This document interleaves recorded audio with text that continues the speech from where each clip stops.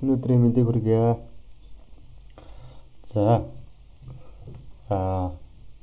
бид нар онлайн хичээлийн хугацаанд даалгаврыг ассемент хэлбэрээр одоо квиз хэлбэрээр өгж байгаа. За тэрнээс гадна сурагчдаасаа заавал зураг хэлбэрээр авах шаардлага гараад байгаа.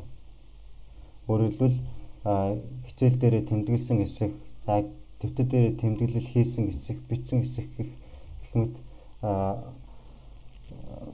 таалгаруудыг авахын тулд заавал ингэж пост хийгээд доор нь коммент байдлаар авах шаардлага гараад байгаа тийм. За зарим багш нар маань ихэнх нь илүү одоо хэрэглэж зансан гэх юм уу, эсвэл хэрэглэхдээ хялбар санагддаг гэдэг утгаараа Facebook-ийг ашиглаад байгаа.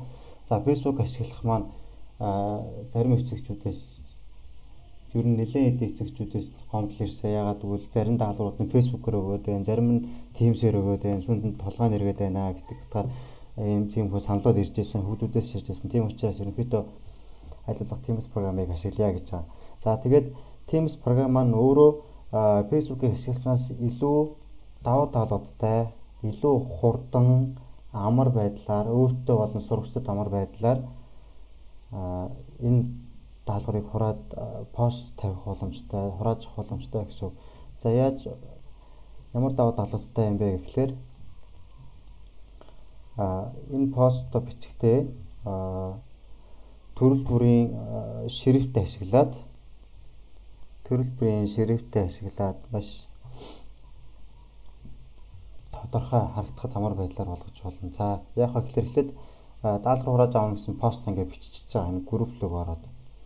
За тэгэнгүүтээ эндээс формат дээр сонгоод анхаарал тэмдгээр бүр импортент буюу маш чухал болгоод тод болгочих болно.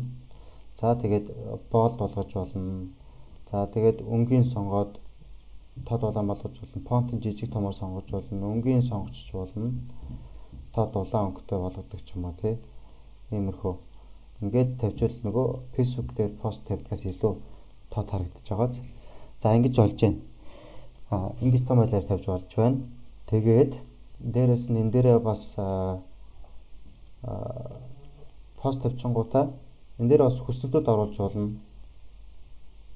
Шилээ шаардлагатай байгаа шүү дээ, тий. За ингээд пост биччихлээ гэж бодонгуудаа би аль ангид энэ постыг тавих хэрэгтэй, даалгавар ингэж хурааж авах хэрэгтэй ингээд бүх ангиудаа сонгож болно. Жишээлбэл би 7, за 8, 9 анги 10 гээд энэ 11 байгаа. Тэгээд 7-оос 11 хүртэл бүх ангид энэ даалгаврыг ингэж зураг байдлаар авах шаардлага гарч байна гэж бодоход бүх ангиуд дээр ингээд шууд нэгэн зэрэг постлж байгаа.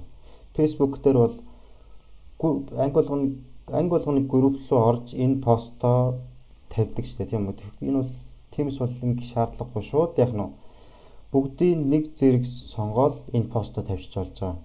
За тэгээ постныхоо одоо юуг нь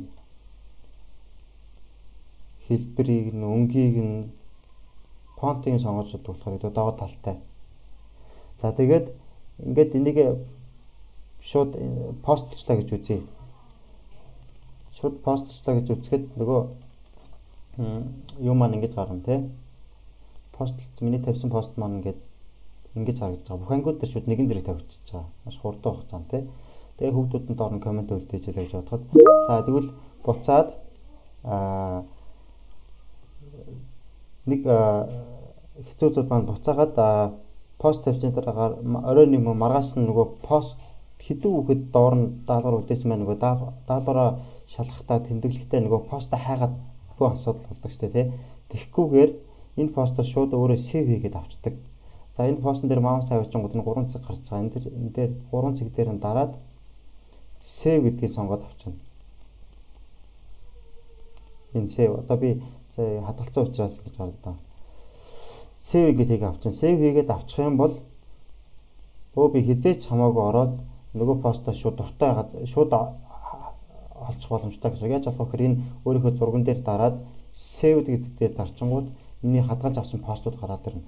Тэгэхээр яг нь би бол Facebook дээр бол би пост тавьсан бол нөгөө ангийнхан групплэг ороод миний пост хаана вэ гэж дээшээ доошоо гүйлгээл хайгаад асуудал үүсгэж байдаг. Тэгэхгүйгээр яг л энэ дээрээ дараад saved гэдэг дээрээ дараад нөгөө постоо олж гэсэн. Тэгэхээр ингээд одоо бүгдээрээ бүх даалгавраа ганцхан Teams-ээрээ өгөөд сурчих юм бол нөгөө хүүхдүүд маань асуудал үүсэхгүй гэсэн үг. Багш нартаа бидэнд ч асуудал үүсэхгүй гэсэн үг. Хоёр нэг болохоор Facebook руу ороод баахан даалгавар шалгаад, нэг болохоор Teams руу ороод баахан даалгавар шалгаад ингэж хоёр програмын хооронд ингэж солоогоор их асуудалгүйгээр бүх юма Teams-ээрээ шийдэж явчих болно гэсэн үг. Дээр нь энэ маань Facebook-д бол илүү хурдан, илүү амар ойлгомжтой болж байна гэсэн үг.